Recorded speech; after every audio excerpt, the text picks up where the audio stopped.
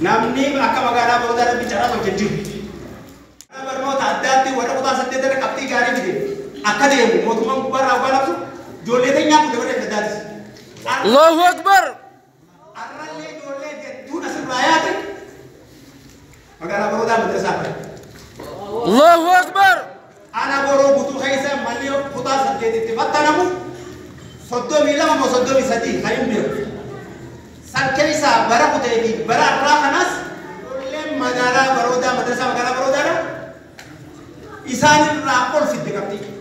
Allahu abbootiin isuma jirti haatiin isuma jirti mana rutti keenya sana carraa rabbiin tolchuun sababa Sheekh Muhammad Hassan Sheekh keenya guddaan magaalaa baroodaatti hubateeni gara zoonni keenya kun diidarraa dhufee asitti ijoollee kan nu barsiisee diin kana keessa nu rabu sababa isaati.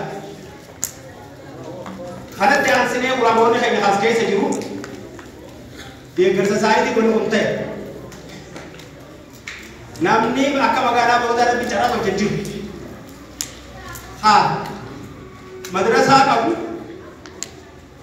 haa markaza qabu haa majlisa qabu jiru bakka takatti arraa kana nu tolchuun rabbumaa nu tolche fedhii keenyaanii miti fedhii rabbiitiin alhamdulillahi rabbil alamin. Alhamdulillahi rabbil alamin.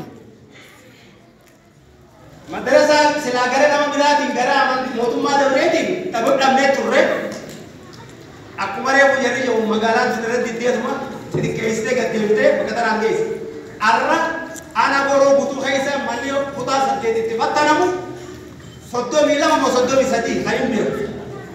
San keessa bara kutee fi bara irraa kanas ijoolleen magaalaa baroodaa madrasaa magaalaa baroodaadha isaan irraa ol fidde qabdi.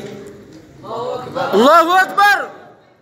Hani arabii wajjin qaraan du'aayitee isanii kenisa jira isinii itti dadhabe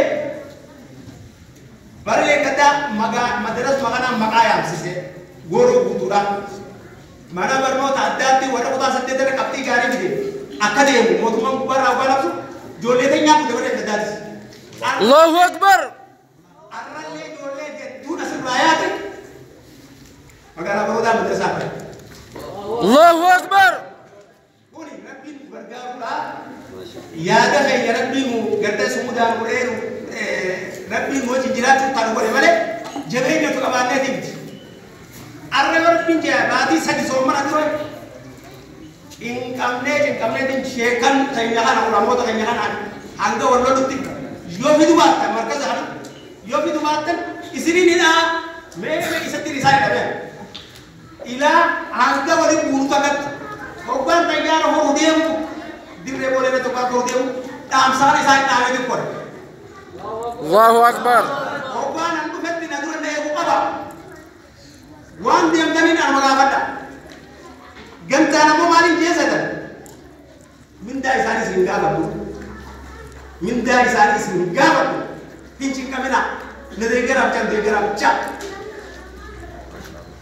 rabbiin hoggaan guyyaan deemu guyyaa jummaati hoggaan dhufu guyyaa jummaati warri aanaatii fi warri godinaa eessaatu barbaada waan karaarra gartee hangafummaan dura jira jechuudhaan magaalaa teenya aanaan gooroo guutuudhaa dhaleessee carraa hanguma jechuudha. Hoggaa dhufe mindaan nu ala kafalamee itti bichilaan alhamdulillahi rabbil alamin. Alhamdulillahi rabbil alamin. Wantoonni kuni waan ati ta'e itti dhaqqabde waan dhugaa garaa isaa jaalatte itti dhaqqabde maaliif waan kana sirrii haasa'e fedhii teenyaatiitu waan kana godhe masgiidachi gadiisan qorqorroo oduu jaaru jiruuti fakkeenyaa siniima namni tokko fuula rabbii galee jira meetiraan galgala adda fudhannee bulukkeessa jijjiirra jennee namni tokko fuula dura guutuu fudhatu haan adda fudhanne meetiraan arra adda fudhannee gallee guyyaa sadii booda maallaqni Ameerikaa irraa dhufe nurraa jaala. Allahu Akbar.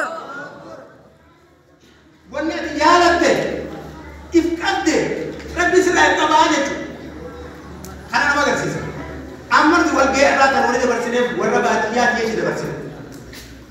Maaliif qooda kana isin warri baadiyyaa qooda kana as keessaa qabdani akka qooda kana itti fayyadamtan jechuufi dhaamtu guddaa nama dhugee bikki quraanii te qaramu jiru cufti quraana kana bakkaan gahee akkas muuda barsitan jechuudhaan jarrillee na dubbate imaaman keenya Sheekh Ahmad Yusufi fi Sheekh Shuaybi fi Sheekh Ahmad Tahan waan kartukan kanumaan cibsa yetiin ol malee waan biraatiin xiqqaatu guddatu magaalaan baruudhaa